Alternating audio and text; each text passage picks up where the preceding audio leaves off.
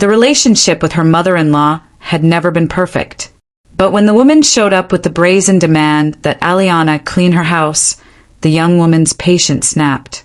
The argument was simple. Since Aliana's husband supported her, she should work off that money. But the phrase, "Your precious son is supporting me," was only the beginning of a conversation Carolyn Bellweather clearly hadn't expected to hear. Hello, dear listeners. I'm happy to welcome you to my channel and present a new engaging story. Enjoy the listen. Aliana squinted at the monitor, leaned back in her chair, and stretched until her shoulders popped. It was 1:30 in the afternoon, and she'd already spent 4 hours straight revising the landing page mock-up for a chain of beauty salons. The client was demanding a total stickler. First, the font was wrong. Then, the buttons were too bright, and then the models in the photos weren't natural enough. Aliana smirked, saving the latest version. But they paid well. $5,000 for the project. Another week of work, and she could send the invoice. In the kitchen, the kettle was quietly murmuring. Aliana stood up, stretched her stiff back, and walked barefoot through the apartment, enjoying the cool tiles in the hall. It was a bright 2-bedroom apartment with big windows. 3 years ago, when she and Jamal moved in, she thought it was the start of a new life. In a sense, it was just not exactly the way she dreamed. There were 2 mugs from the morning and a plate from a sandwich sitting in the sink. Aliana looked at them distractedly, mentally calculating how much time she had before the deadline. She'd wash them after her call with the client scheduled for 3 o'clock. Right now, it was more important to finish the pricing block. The dishes weren't going anywhere. Her phone vibrated on the desk. A text from Jamal. "How's it going? Going to make the deadline. We'll hit target tonight. Got to grab detergent and something for dinner." Aliana smiled and quickly typed a response. "Making it. Let's do easy. Pick up some frozen chicken patties." She put the kettle back. She no longer felt like tea. Back in the office, she dove back into the monitor. The work consumed her completely. It was both a curse and a blessing. Aliana loved what she did. Web design came easily to her. Clients came through referrals, and for the past 2 years, her average income had held steady at about $8,000 a month. Sometimes more if she took on extra projects. Jamal, an engineer at the manufacturing plant, had a more stable salary, a clean $6,500. Bonuses were rare, but he had a great benefits package and job security. They didn't keep score. They had a joint account, joint expenses, a shared life. Yet Jamal's mother, Carolyn Bellweather, was somehow convinced that her son was the sole provider in the family and that Aliana, quote, just sat at home. The phrase grated on Aliana's teeth, but she tried not to show it.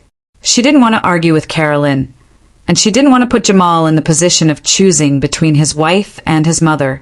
She just stayed quiet and squeezed her fists under the table whenever her mother-in-law hinted at her uselessness. By 2 o'clock, Aliana's stomach was aching from hunger. She broke away from work, made herself some eggs, and ate them standing by the stove while scrolling through news headlines on her phone. Afterward, she finally washed the dishes, not out of guilt, but because the dirty sink was starting to bug her. She dried her hands and checked the time. Another 40 minutes until the client call. She sat back down and opened her email. 2 new messages, one from the current client with another round of revisions, the second from a potential new client interested in a corporate website. Aliana quickly skimmed the technical requirements and estimated the timeline. She could take it, but not for at least 3 weeks after her current projects closed. She replied politely, offering to meet online at the start of the following month. The call with the client stretched on for an hour and a half. The woman couldn't settle on a color scheme for the call to action buttons.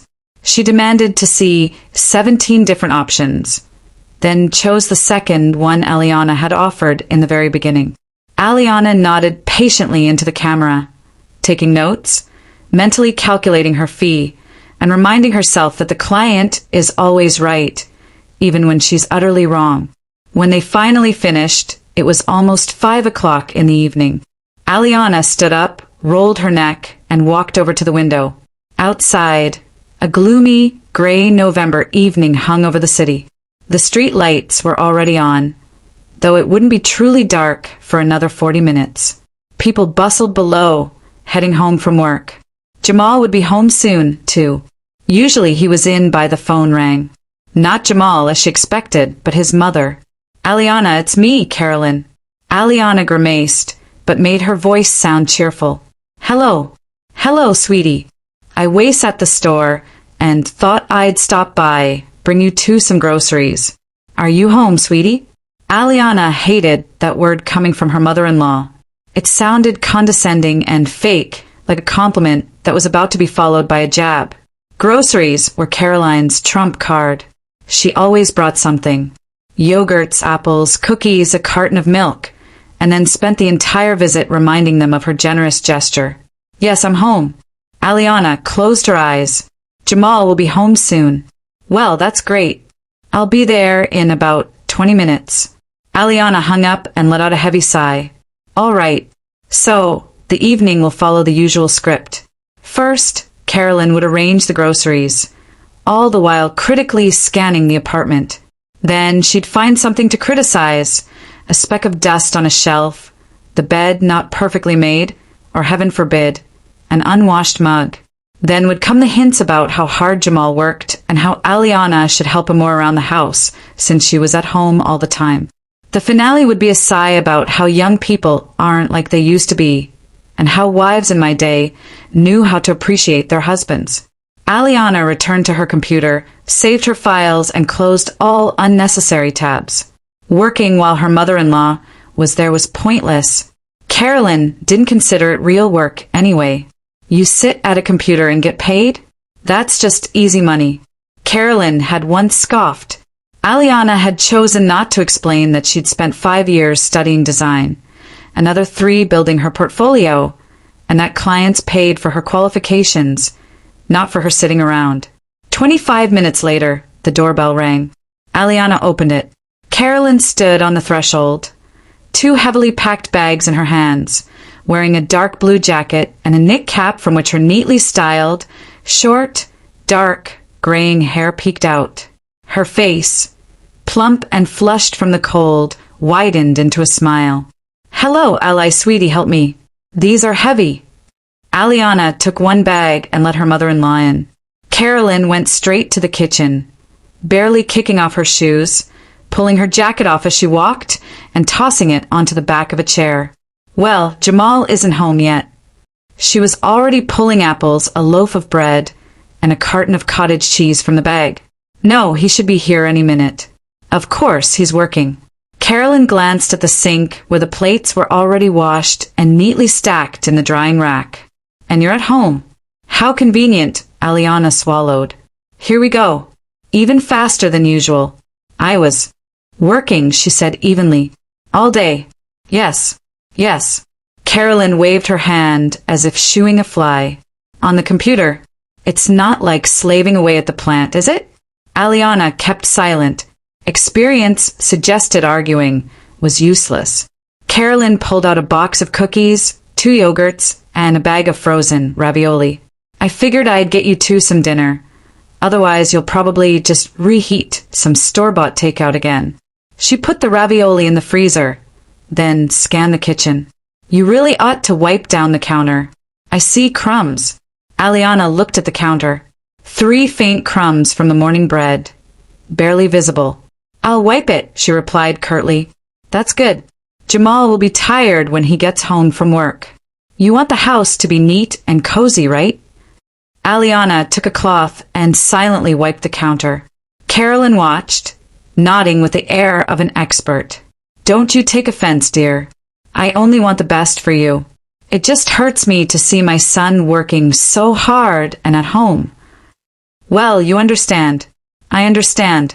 Aliana thought, "I understand you think I'm a good-for-nothing, even though I earn more than your son." But out loud she only said, "It's fine, Carolyn. That's my girl. I'm worried about you both. Jamal told me yesterday he might get a bonus this month. If he does, You should buy something useful. Don't waste it. Aliana remembered how 2 months earlier she herself had received a $3,500 bonus for an early project completion. She hadn't told anyone, just put it into the joint account. Jamal knew, of course, but he hadn't told his mother, and rightly so, probably. Why should Carolyn know? She wouldn't believe it anyway, or she'd find a way to minimize it. The front door clicked open. Jamal was home. Aliana felt a sense of relief, though it wouldn't shorten the visit. At least the attention would shift to her son. Mom. Jamal walked into the kitchen, smiling in surprise. What brings you here? I came by and brought groceries. Caroline hugged him and patted his shoulder. How was work, son? Are you tired? It was fine. Just a typical day. Jamal took off his jacket and glanced at Aliana. She gave a subtle shake of her head. It's fine. Ignore her. Sit down. Sit down. I'll pour you some tea. Carolyn fluttered around. Aliana, where is your kettle? Ah, here it is. She turned on the kettle and got out a mug. Jamal sat at the table, running a hand tiredly over his face. He was 32, but in these moments he looked older. Fatigue settled under his eyes like dark shadows. His shoulders were slightly slumped. He was a good husband. Aliana knew that just too soft, too afraid to upset his mother, and that made both of them suffer, him and her. Carolyn put a mug of tea in front of her son and sat opposite him, folding her hands on the table. Jamal, don't overwork yourself. Your health is more valuable than any money. I'm okay, Mom. Don't worry. How can I not worry? You're supporting the family all by yourself. Aliana froze by the fridge, pulling out the milk. All by myself. Mom, come on. Jamal chuckled awkwardly. We're managing together. Well, of course, of course. Carolyn nodded, condescendingly. Aliana tries. I won't argue. Keeping the house in order. That's work, too. Aliana set the milk on the table a little harder than she intended. Jamal caught her eye and bit his lip guilty. Aliana is working, Mom. Seriously working. Yes. Yes, I know. On the computer. Carolyn dismissed with a wave. But that's not the plant, is it? You're on your feet every day. Machinery, noise, and she's at home in the warmth. There's a difference. You have to agree. Jamal opened his mouth to object, but Aliana beat him to it. Carolyn, what did you want for dinner? Should I boil the ravioli you brought? Oh, good idea. Carolyn brightened up. Let me help. Well, do it quickly. The rest of the evening passed in tense calm. Carolyn cooked the ravioli, all the while recounting how daughters-in-law in her day appreciated their mothers-in-law and helped with the chores. Jamal nodded wearily and ate in silence. Aliana played along, agreeing occasionally, counting the minutes until the guests left. Caroline didn't leave until almost 9 in the evening, having burdened her son with more advice about his health and hints about how lucky he was to have his job. Aliana walked her to the door, said goodbye with a forced smile, closed the door behind her, and leaned against the frame, closing her eyes. I'm sorry, Jamal said quietly, coming up behind her. For what? Aliana turned around. For Mom again. Well, Aliana shrugged. It's nothing new. I tried to explain it to her, but she just doesn't hear it. I noticed. Jamal hugged her, holding her tight. Maybe we should just ignore it. She's just worried. She loves you in her own way. Uh-huh. Aliana buried her face in his shoulder. In her own way. They stood like that for a minute, then separated. Jamal went to the shower. Aliana went back to her computer to finish the mock-up. She sat down, opened the file, but couldn't focus. Carolyn's words spun in her head. Supporting the family, all by yourself. At home in the warmth, not the plant. Aliana opened her banking app and checked her transfer history. Here were her payments into the joint account over the last 3 months. 8,000, 8,000, 8,000, 500 the one with the bonus. And here was Jamal's 6,500. Stable exact, but less. She closed the app. She didn't want to think about it. She didn't want to calculate who contributed what. It felt petty and ugly. They were a family. They were together. Did it matter who earned how much? But then, why did her mother-in-law think it mattered? Why did she decide that Jamal was shouldering everything while Aliana was a burden? And why didn't Jamal tell his mother the truth? Aliana remembered the conversation 3 years ago when they bought the apartment. Her grandmother had passed away, leaving Aliana a small one-bedroom condo in an old building on the edge of town. Aliana sold it for $180,000. That money became the down payment for their current two-bedroom apartment. Jamal had only been able to contribute $25,000. It barely covered the furniture, and he asked her not to tell his mother. Why upset her? She's always dreamed that I would buy my own place like a real man.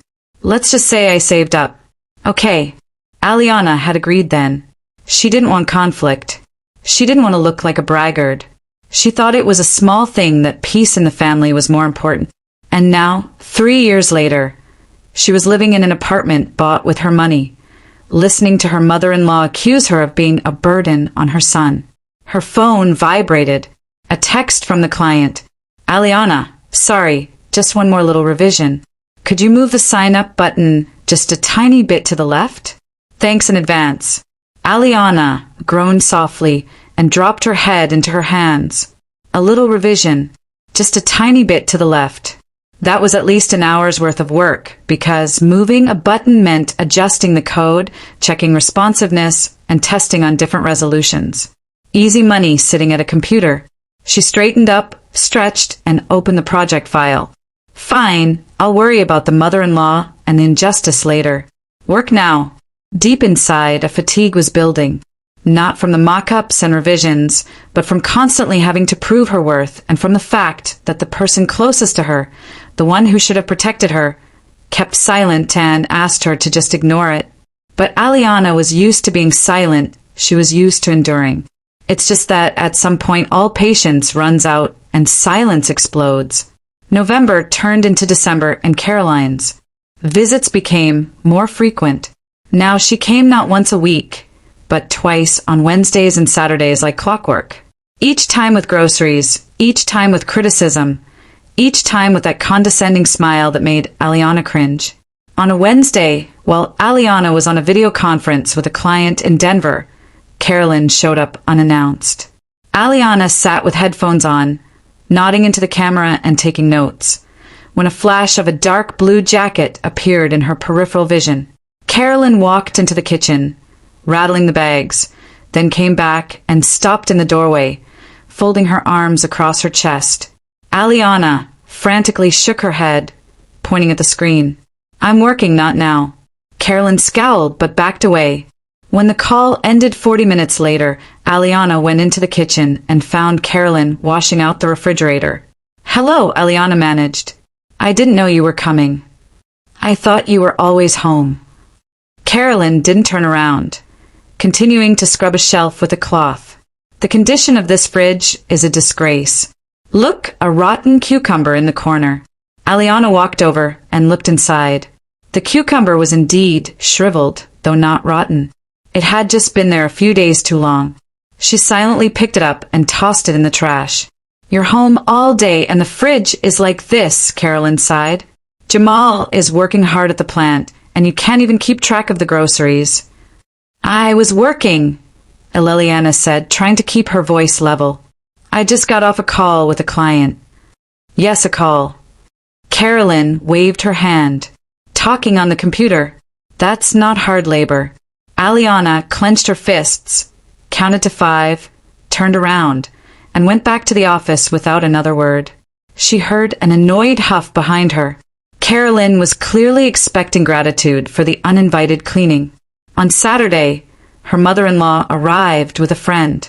Aliana opened the door to find not just Carolyn, but an unfamiliar woman in her mid-60s, wearing a brown coat and carrying a massive shoulder bag. Ally, sweetie, meet Brenda Hayes, a friend from high school. Carolyn walked straight into the apartment without asking permission. We were walking nearby. I said to her, Let's stop by the kids' place for a cup of coffee. Aliana nodded distractedly, letting the guests in. She was wearing casual jeans and an old gray t-shirt. Her hair was pulled back in a messy ponytail. She hadn't been expecting visitors and had planned to work all day.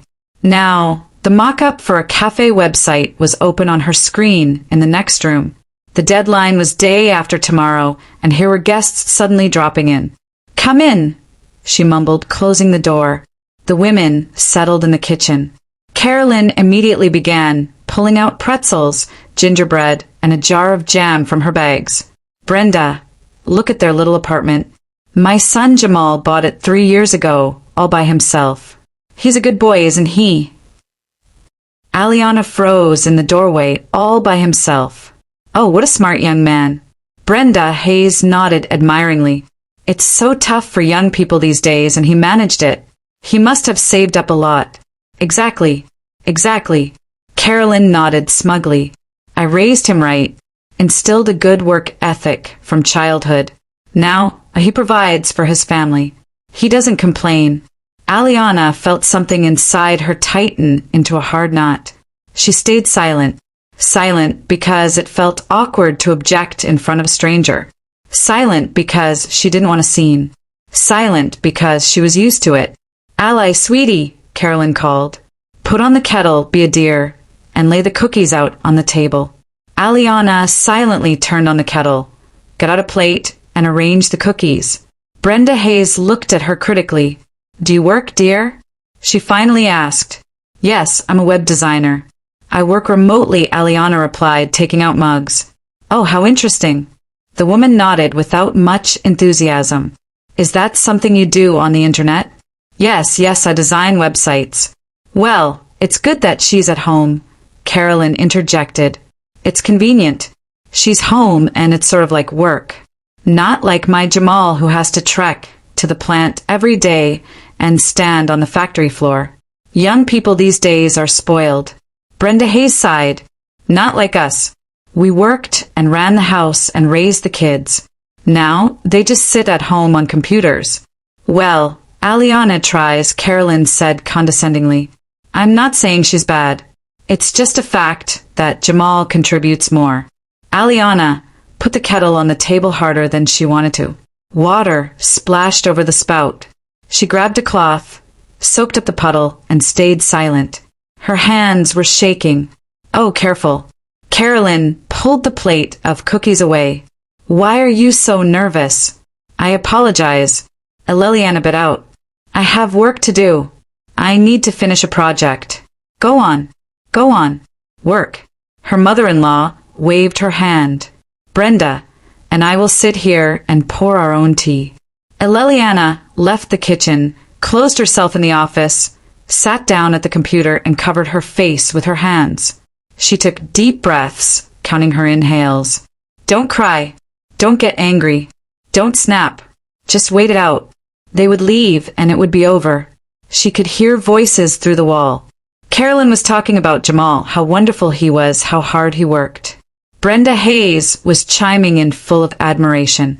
Aliana sat staring at the screen, not seeing the mock-up. The numbers swam before her eyes. $180,000. Her inheritance, her money, her contribution that no one knew about because Jamal had asked her not to say anything. She opened her messaging app and wrote to him. "Your mom is here with her friend. She's telling her how you bought the apartment all by yourself." The reply came 10 minutes later. "I'm sorry. Please just bear with it. We'll talk tonight." Aliana threw the phone onto the desk. Bear with it. Always bear with it.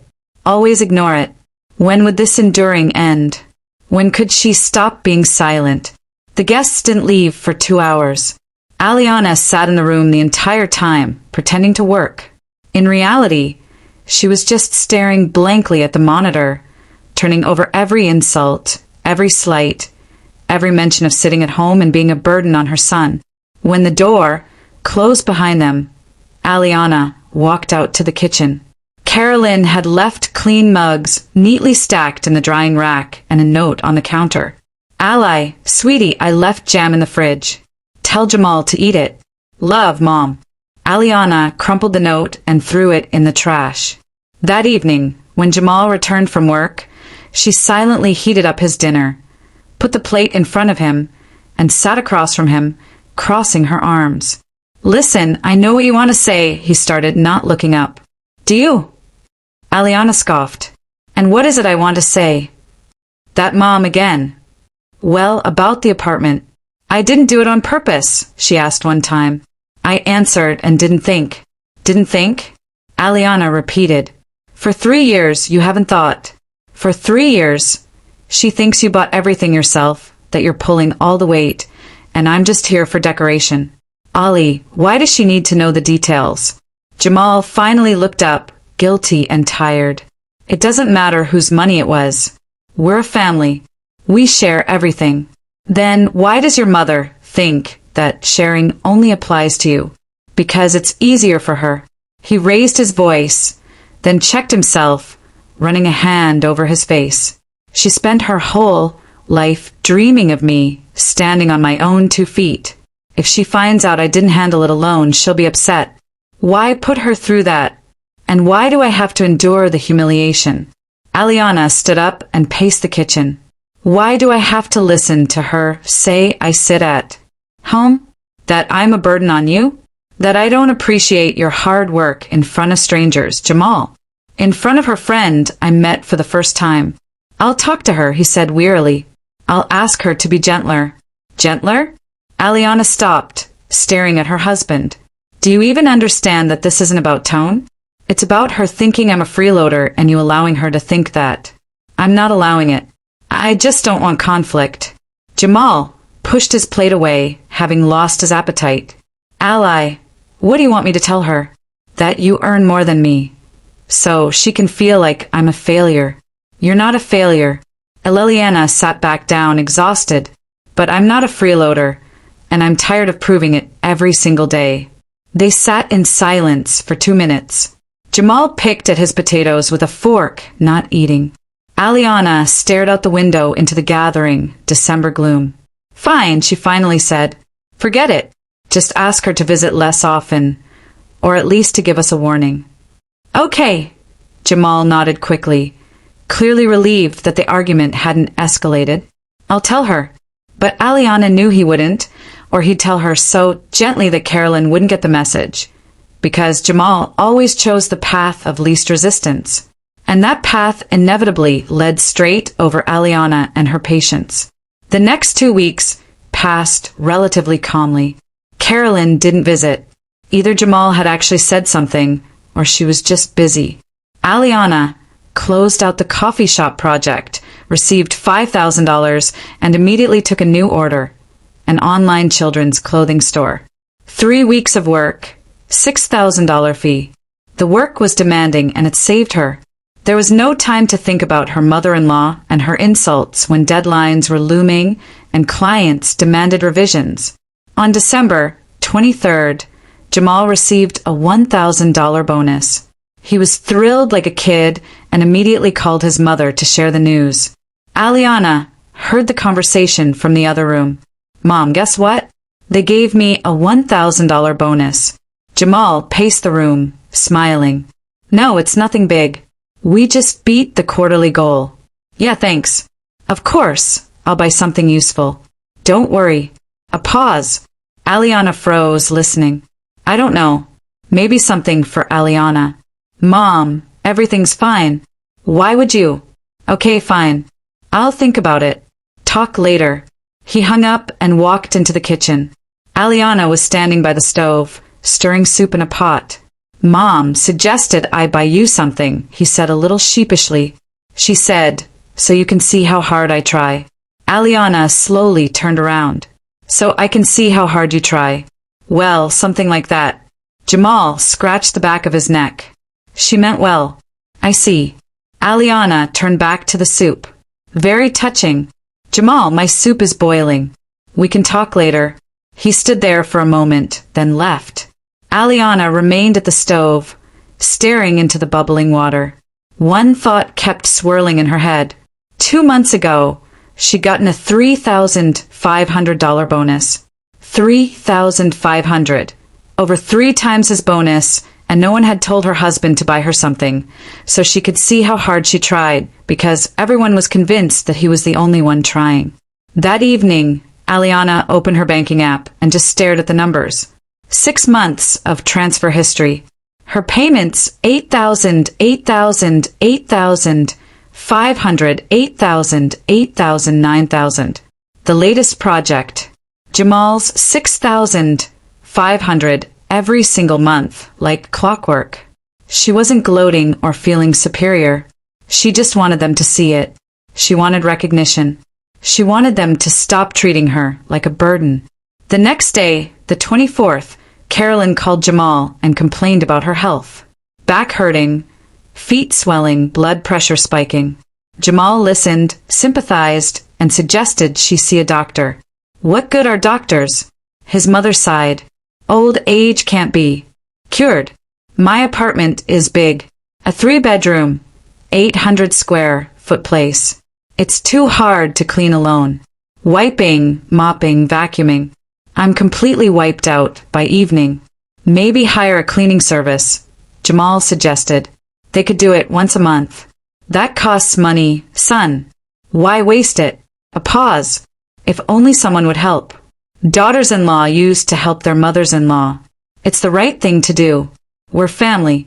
Jamal mumbled something awkwardly and changed the subject, but after the call, he was withdrawn and thoughtful.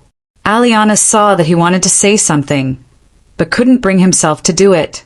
Spit it out, she said that evening as they sat on the couch, each with their own phone. What? He looked up. The thing you want to say. I can see you turning something over in your head. Jamal sighed and put his phone down. Mom was complaining that her apartment is hard to clean. Her back hurts. She gets tired easily. And well, she hinted that it would be nice if someone helped. Like daughters-in-law used to help their mothers-in-law. Aliana slowly put her phone down. So, you want me to drive over to your mother's house and clean her apartment? No. He waved his hands. I don't want that. She hinted at it. I'm just telling you what she said. Why tell me? Aliana turned to him. To make me feel guilty. No, I don't know. Jamal ran a distracted hand through his hair.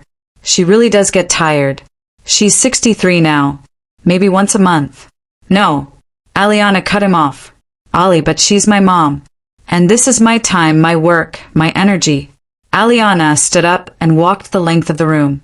I am not a maid, Jamal. If your mother is struggling, she should hire a cleaning service, or you can go help her yourself. I'm working. I don't have time, he replied automatically and then stopped, realizing what he'd said. Aliana stopped and turned around slowly. You don't have time because you work, but I do because I what? Don't work. I didn't mean it like that. What did you mean, Jamal? She walked over, sat opposite him, and looked him straight in the eyes. Explain it to me. I truly want to understand. He stayed silent, avoiding her gaze. I work 8 hours a day, Aliana continued, counting on her fingers. Sometimes 10. I have deadlines, revisions, calls. I earn $1,500 more than you do. But somehow everyone thinks I have tons of free time, and you're the only one busting your butt. Aliana, I didn't mean to say that. Then what? What did you mean? Jamal pressed his fingers against his temples, closing his eyes. I just don't want my mom to be upset. She's alone, and it's hard for her. If we don't help, she'll feel abandoned. And if I go over there to clean, I'll feel like a servant. Aliana stood up. And when faced with that choice, you choose her feelings over mine, as usual. She walked into the bedroom and closed the door. Jamal remained sitting on the couch, his face buried in his hands. A heavy silence descended on the apartment, broken only by the clock ticking on the wall and the distant hum of traffic outside. Aliana lay in bed, covered herself with the blanket, and stared at the ceiling. She didn't cry. She just lay there thinking that patience was not an endless well, that someday it would run out and everything that had accumulated over the years would come pouring out. She desperately wanted that moment not to arrive. But with every passing day, every visit from her mother-in-law, every just ignore it from her husband. It was getting closer, inevitable, like an avalanche that couldn't be stopped. Saturday, January 12th, began with the feeling that it would be a long day. Aliana woke up at 7 in the morning, though she could have slept in. It was the weekend after all. But her brain was already on, running through her to-do list. Finish the homepage for the online store. Finalize the color scheme with the client. Make revisions to the mobile version. The deadline was Monday, and Aliana wasn't the type to hand in work at the last minute. Jamal was asleep, sprawled across half the bed, one arm hanging down. Aliana quietly got up, put on her robe, went to the kitchen, brewed coffee, took out her laptop and settled at the table. It was still dark outside. Only the street lights smeared yellow patches on the wet asphalt. It had rained overnight. Work pulled her in. Aliana immersed herself in the mock-up, moving blocks, choosing fonts, testing buttons. Time flew by unnoticed. When she looked up, the clock read 10:30. Jamal was up making noise in the bathroom. He emerged, dressed in old jeans and a hoodie, looking ruffled. "Morning," he yawned and stretched. "You've been up long." "A couple of hours." Aliana stretched her neck and rolled her shoulders. "Working. It's the weekend." He opened the fridge and took out the milk. "Deadline is Monday. I need to finish." Jamal nodded, poured himself cereal, sat opposite her, crunched away, and scrolled through the news on his phone. Aliana returned to her screen. They ate breakfast in silence, each lost in their own thoughts. "Listen, I'm heading over to Marcus today," Jamal said, finishing his coffee. "He's tiling his bathroom. He asked me to help lay the tile." "Ahu." Aliana didn't look up from the screen for long, until about 6 probably. "You'll be okay." "I'll be fine. I need to work all day anyway." "Great. Call me if you need anything." He got up, gathered his dishes and put them in the sink. Aliana nodded without looking, heard him get dressed, and then the front door closed. The apartment became completely quiet, perfect, a whole day without distractions. She could bury herself in work and not come up for air. She worked for another hour when her phone vibrated on the table. Aliana mechanically looked at the screen. A text from the client. "Aliana, I'm so sorry. I completely forgot to mention. We need to add one more section. Promotions. Can you get it done by Monday?" Aliana groaned, dropping her head onto the table. One more section. That was a minimum of 4 hours of work, assuming no revisions. And there would be revisions. There were always revisions. That meant all of today, plus tomorrow. Goodbye weekend. She lifted her head, reached for her phone to reply when the doorbell rang. Aliana froze. She wasn't expecting anyone. Jamal had his keys. He wouldn't ring. Maybe it was a neighbor. She went to the door and peered through the peephole.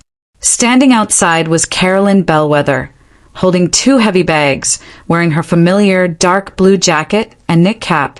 Her face was displeased, her brows furrowed. Aliana closed her eyes, counted to 3 and opened the door. "Hello," she forced a smile. "Hello." Carolyn squeezed past her without waiting for an invitation. "What took you so long? I thought no one was home." "I was working." Aliana closed the door, watching her mother-in-law. "I didn't hear you right away." "Working?"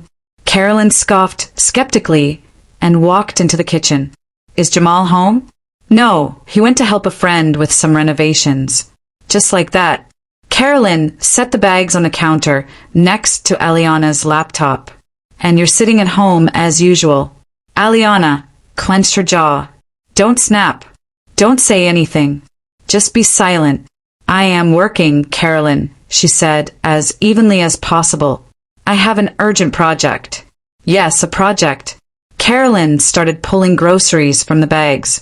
Apples, cottage cheese, bread, a jar of honey, a bag of frozen chicken patties, tapping away at a computer. "That's not work, dear girl."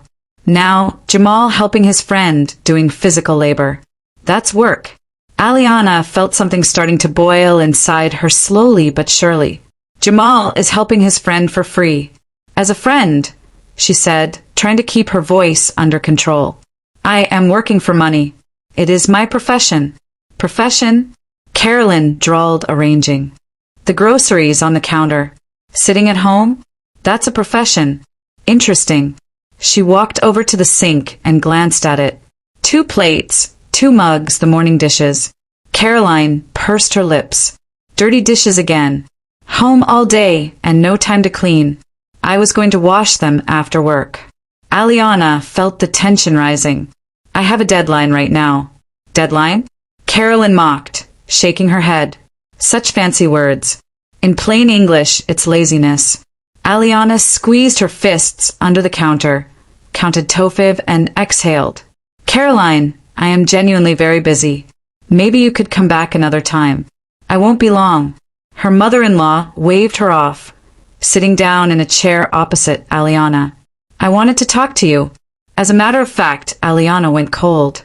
When Carolyn wanted to talk, it never ended well. About what? She asked cautiously. Her mother-in-law folded her hands on the table, looked at Aliana critically, and paused as if choosing her words. I was thinking, she began slowly. My apartment is big. A 3-bedroom, 800 square feet. It's hard for me to clean alone. I'm 63 years old now. I'm not young anymore. My back hurts. My feet swell up by evening. Aliana tensed, feeling that something unpleasant was about to follow, and she asked quietly. And I was thinking. Carolyn leaned forward, speaking in a confidential tone as if proposing something self-evident. You're at home all day.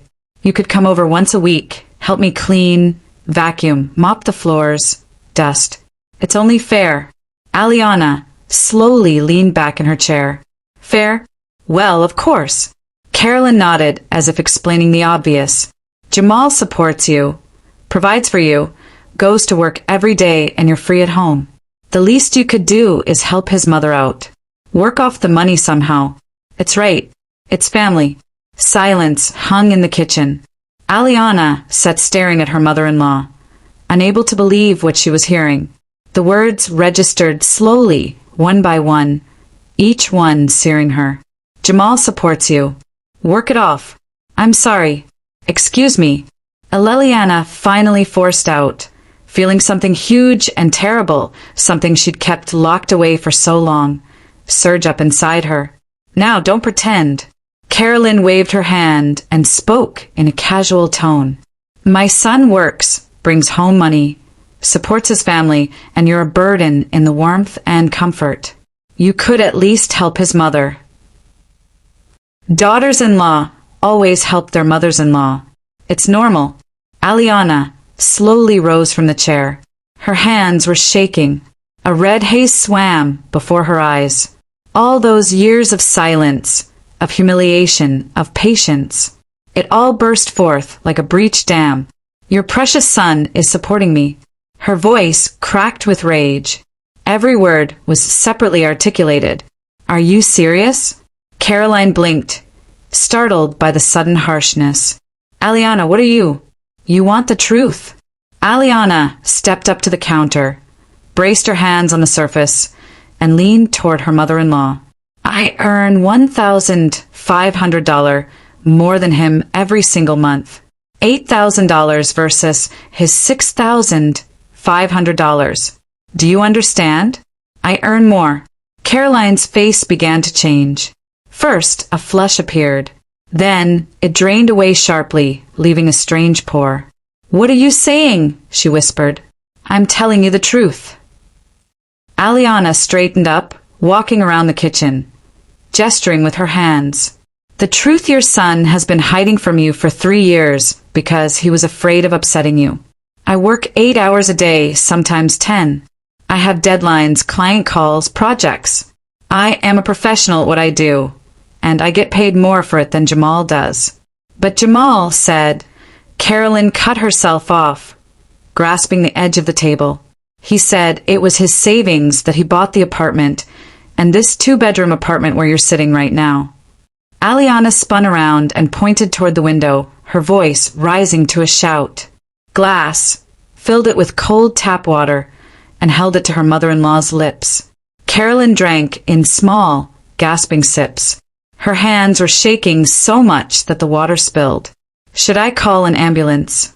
Aliana asked, adrenaline surging in her temples. "No," Carolyn croaked. "It will pass. Probably just my blood pressure." Aliana got the blood pressure monitor from the medicine cabinet. They kept one just in case. Jamal sometimes complained of pressure. She put the cuff on Caroline's arm and pressed the button. The machine whirred, squeezed her arm, and a minute later displayed the result. 160/100. High, but not critical. 160, Aliana said. "Lie down. It will pass." She helped her mother-in-law walk to the couch in the living room, sat her down, and put a pillow behind her back. Carolyn sat with her head bowed to her chest, breathing heavily. Aliana sat down beside her, not knowing what to do next. The anger was gone. Only exhaustion and a strange emptiness remained. They sat in silence for 5 minutes. Then Carolyn spoke without lifting her head. "I really didn't know. He always said he was managing, that I shouldn't worry. I was so proud that he bought the apartment himself, that he stood on his own 2 feet. And it turns out he wasn't alone," Aliana said quietly. "And that's normal. We're a family. We do everything together. But you decided he was the only one working, the only one trying, and I was just existing. I didn't mean to hurt you." Carolyn looked up, her eyes wet with tears. "Truly, I thought that was the case, that he was supporting the family." "You wanted it to be the case," Aliana corrected, "because it's what you're used to, because that's what you think is right. The man works. The woman stays home. An old blueprint, and life changed a long time ago." Carolyn covered her face with her hands. "I'm an old fool. I apologize to you." Her voice broke. "I said so many cruel things. You must hate me." Aliana sighed. There was no hatred. There was deep, aching hurt, but not hatred. "I don't hate you, Carolyn. I'm just tired of justifying myself for not working the way you're used to. And I'm tired of being made to feel guilty for living in my own apartment. Forgive me," her mother-in-law whispered. "Please, I didn't know. Now you do." Aliana stood up, walked to the window, and that changes everything. Carolyn sat for another 10 minutes, recovering. Then she slowly stood up and walked to the entrance. Aliana helped her put on her jacket. Caroline's hands were still shaking. The buttons wouldn't obey. Aliana pulled the jacket on and tied the cap. "Should I take the groceries?" Aliana asked quietly. "Leave them," Carolyn replied, just as quietly. "I brought them for you too." She walked to the door, stopped on the threshold, and turned around. "I won't come back without an invitation," she said, looking at the floor. "I promise. And tell Jamal we need to talk. Seriously talk." Aliana nodded and opened the door. Her mother-in-law stepped out onto the landing. And before the door closed, Aliana saw her hunched back, her gray head, her slumped shoulders, an old, weary woman who had just learned that she'd been living in an illusion for 3 years. The door closed. Aliana leaned her back against it, slid down, and sat right on the floor in the hall. She wrapped her arms around her knees and buried her face in them. She didn't cry. She just sat, feeling the last of her strength drain away. The silence was over. The truth was out, and nothing would ever be the same. Aliana sat on the floor in the hall for 20 minutes, maybe more. Time had lost all meaning. There was a strange emptiness in her head. No relief, no triumph, just exhaustion. She had spoken her mind, unleashed everything that had accumulated over 3 years. And now she didn't know what to do next. Her phone vibrated in her robe pocket. Aliana took it out and looked at the screen. A text from the client. "Aliana, did you get my email about the promotion section? When can you do the work? Work deadline. Reality, which doesn't stop for any family drama." Aliana got up and walked into the kitchen. The laptop was still on the counter. The screen was dark. Next to it were the groceries her mother-in-law had brought. Apples, cottage cheese, honey. Aliana looked at them blankly, then put them in the fridge mechanically without thinking. She sat down at the laptop, opened the project, and stared at the screen for 5 minutes, unable to focus. Carolyn Bell's face kept flashing before her eyes, pale drawn with the newly visible gray hair. I don't feel well. The hands that shook when she drank the water. Aliana closed the laptop. Working now was pointless. Her brain refused to think about mock-ups and buttons, replaying the last half hour again and again. Your precious son is supporting me. Are you serious? She had said it, finally said it, and the world hadn't crumbled. Her mother-in-law had simply learned the truth.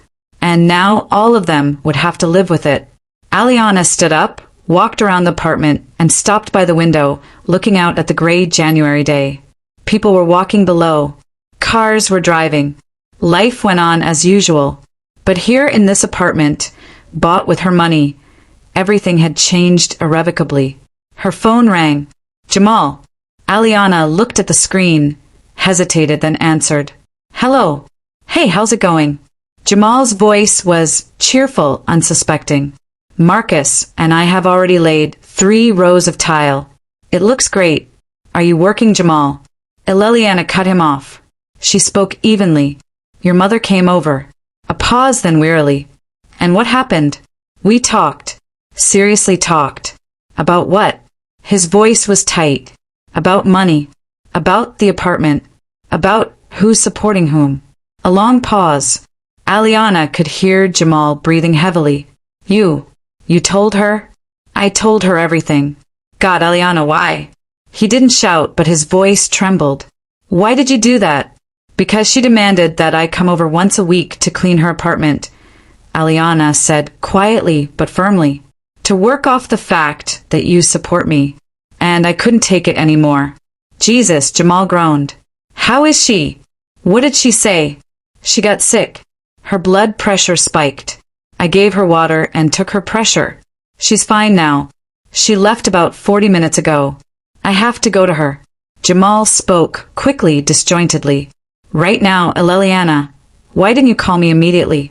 Because this was between me and your mother, Aliana replied. You were silent for 3 years, Jamal. 3 years you let her humiliate me. So now you deal with the consequences. I'm coming home now. We'll talk. He was walking somewhere. She could hear voices in the background, a door slamming. I'll be there soon. Don't rush. Aliana lay down on the couch and closed her eyes. I'm not going anywhere. Jamal arrived an hour later, bursting into the apartment, ruffled, his jacket unzipped, barely kicking off his shoes. He walked into the living room where Aliana was lying on the couch, staring at her phone. Tell me.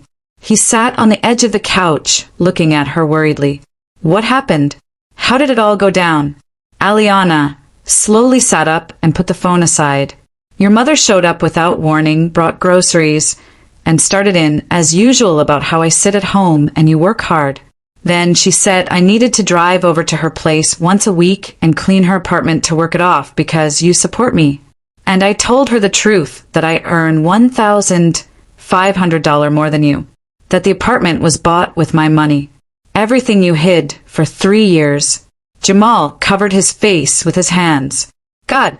And how is she now? Bad. She went pale. Her blood pressure spiked. Her hand shook. She sat on the couch. I gave her water and took her pressure. Then she collected herself and left. She said she wouldn't come back without an invitation and that you two would talk. I have to go to her. Jamal stood up instantly. What if she's really ill? What if she's alone? Go. Aliana lay back down, turning to face the wall. Talk to her. It's long overdue. He stood there for a moment, then walked over and touched her shoulder. Ollie, I know you're angry, but we'll talk later, properly, calmly. Talk to me later, she replied tiredly. Just go. Jamal got dressed and left. Aliana was alone again in the empty apartment. She sat down at her laptop and opened the project, but her fingers hovered over the keyboard. She still couldn't work. Her thoughts raced, preventing her from concentrating. She stood up, went to the kitchen, and put on the kettle. As the water boiled, she stared out the window. The day was drawing to an end. The sky darkened, and lights came on in the windows of the neighboring homes. A typical Saturday evening. People were cooking dinner, watching television, and her life was shattering, and she had no idea what would happen next. The kettle boiled. Aliana brewed tea, sat at the table, warming her hands on the hot mug. The phone was silent. Jamal hadn't called or texted. He was probably talking to his mother, figuring things out, sorting through the mess. 2 hours passed. It was completely dark outside. Aliana was still sitting in the kitchen, having finished her third cup of tea. Finally, the door opened. Jamal walked in quietly, tired with red eyes. He took off his jacket, went into the kitchen, and sat opposite her. "How is she?" Aliana asked. "Bad." Jamal rubbed his face with his hands. "She was in tears. She said I betrayed her, that she was proud of me my whole life and I lied, and that you were right about everything." "And what did you say? That I was afraid of upsetting her? That I wanted to be a good son? That I was wrong to both of you?" He looked up, gazing at Aliana. Pleadingly, "She asked me to tell you again. She truly didn't know, and she's very ashamed." "I understand." Aliana nodded. "But that doesn't erase 3 years of humiliation." "I know. I understand everything." Jamal reached a hand across the counter and touched her fingers. "Ali, forgive me. I was a coward. I should have protected you. But instead, I asked you to put up with it. It was wrong." Aliana remained silent, looking at their hands clasped together. "I don't want a divorce," he added quietly. "If that's what you're thinking, I want to fix all of this. I really do. I wasn't thinking about divorce." Aliana looked up. "I just want to be respected, to not have to prove my worth, and for you to be on my side, not in the middle." "I will be." Jamal nodded. "I promise. From this moment on, only on your side." They sat for another 10 minutes in silence, holding hands. Then Jamal stood up and opened the fridge. "Let me cook dinner. You worked all day. You must be tired." "I didn't work," Aliana confessed. "I couldn't after all that." "Then all the more reason to sit down and rest. I'll take care of it." He got out the groceries and started puttering by the stove. Aliana watched him from the side, and for the first time in a long time, she felt that he really was on her side. Not just with words, but with actions. Sunday passed peacefully. Jamal tried his best, cooking and cleaning up, making sure not to distract Aliana from her work. She was finally able to concentrate, finishing the promotion section and making the revisions to the main mock-up. By evening, the project was ready to send to the client. Jamal's mother didn't call. She was silent, processing everything, and that silence was louder than any words. On Monday, Aliana sent the project and received approval with minimal revisions. Work went on as usual, bringing back a sense of normalcy. Jamal went to the plant and returned in the evening with a bouquet of white roses.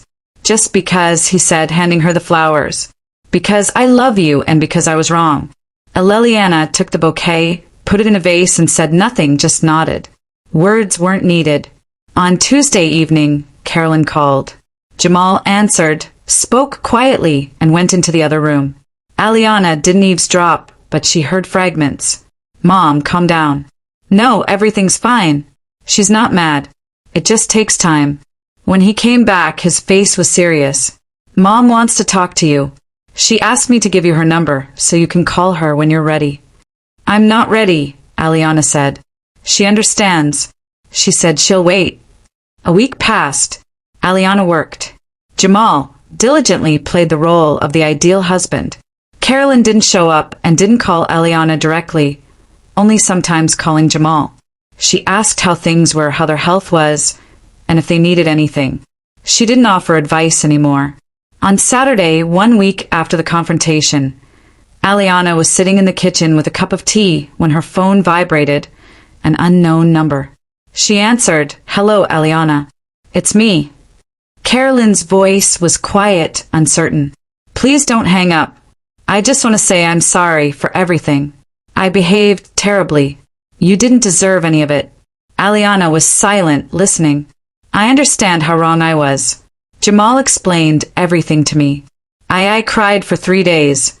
I can't believe how I treated you. You didn't know.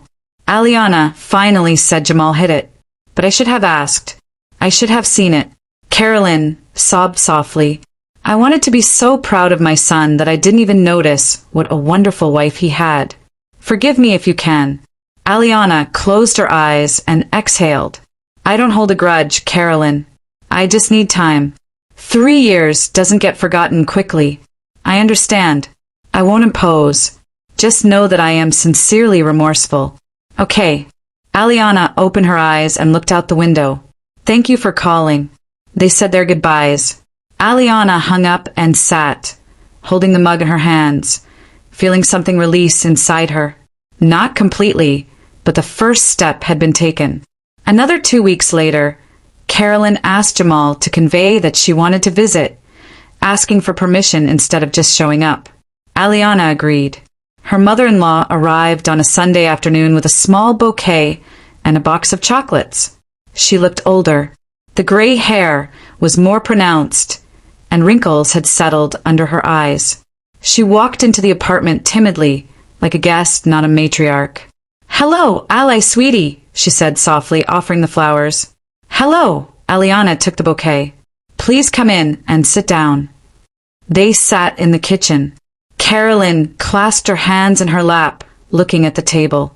I wanted to apologize again in person, so you could see that I'm serious. She looked up. I was cruel and blind for 3 years. You have every right to hate me. I don't hate you. Aliana shook her head. I just want you to understand. I am not a freeloader. I work. I earn. And I contribute to this family no less than Jamal. I understand. Her mother-in-law nodded. Now I understand, and I'm more ashamed than you can imagine. A silence followed. Jamal stood in the doorway, hesitant to enter. Can I say something? Carolyn leaned forward. This apartment. I always thought Jamal bought it himself, and I was proud of that. Now I know it was you. And you know what? I realized I am no less proud of him because he found such a wife, smart, strong, who works and builds a family. That's priceless. Aliana felt a warmth spread inside her. Thank you, she said quietly. That means a lot to me. I won't barge in without an invitation anymore, Carolyn continued. And I won't lecture you on life. If I say something out of line, again, stop me immediately. Don't tolerate it. I deserve to be put in my place when I overstep. Aliana managed a small smile, the first one that morning. It's a deal. They drank tea. Carolyn didn't stay long, about 40 minutes, no more. She spoke little, mostly listening. Aliana talked about her work, her new projects. Her mother-in-law listened attentively, asked questions, and seemed genuinely interested. There was no condescension, no patronage, just respect. When she left, she stopped on the threshold. You know, for half my life, I thought my role was to be the mother of a hero. It turns out that it's more important just to be a decent person. She left. Aliana closed the door and leaned her back against it. How are you? Jamal came over and hugged her. I'm fine. Aliana rested her head on his shoulder. Truly fine. That evening, they sat on the couch watching a movie. Jamal suddenly muted the sound and turned to Aliana. Thank you for not leaving, he said, for giving me a chance to fix things. Thank you for finally taking my side, Aliana replied. He kissed her on the temple and turned the sound back on. They finished the movie and went to bed. That night, Aliana couldn't fall asleep for a long time. She lay there staring at the ceiling, thinking about how everything had changed. 3 years of silence had exploded in a single day, and after the blast, it turned out they could start building again. Slowly, carefully, but they could. She hadn't completely forgiven. Scars remained, but now at least everyone knew the truth, and no one would ever treat her like a freeloader again. A month later, life settled into a new groove.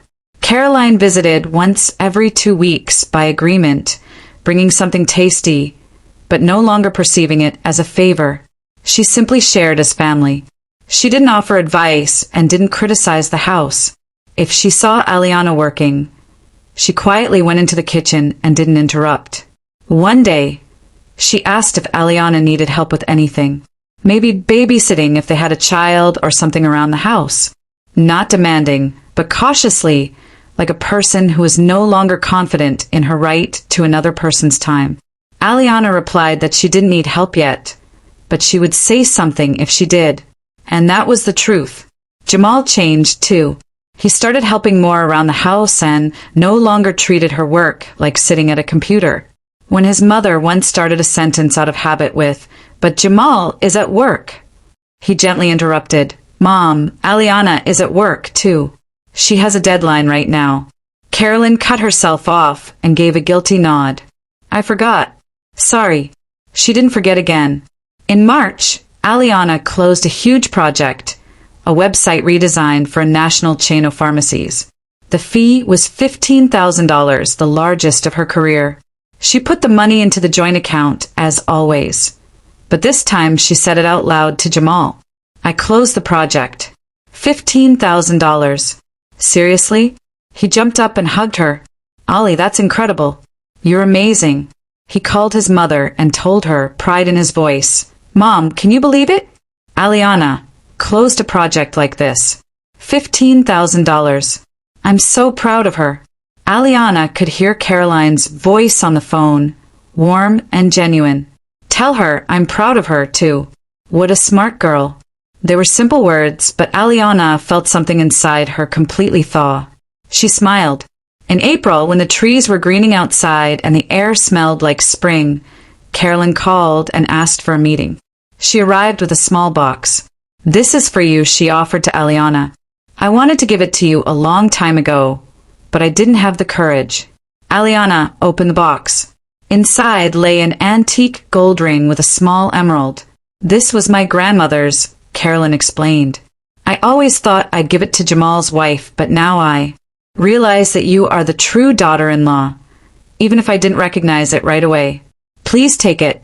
Aliana looked at the ring, then at her mother-in-law. There was hope in her eyes, not for forgiveness, but simply that something good could finally exist between them. "Thank you." Aliana put the ring on. "It's beautiful. It suits you."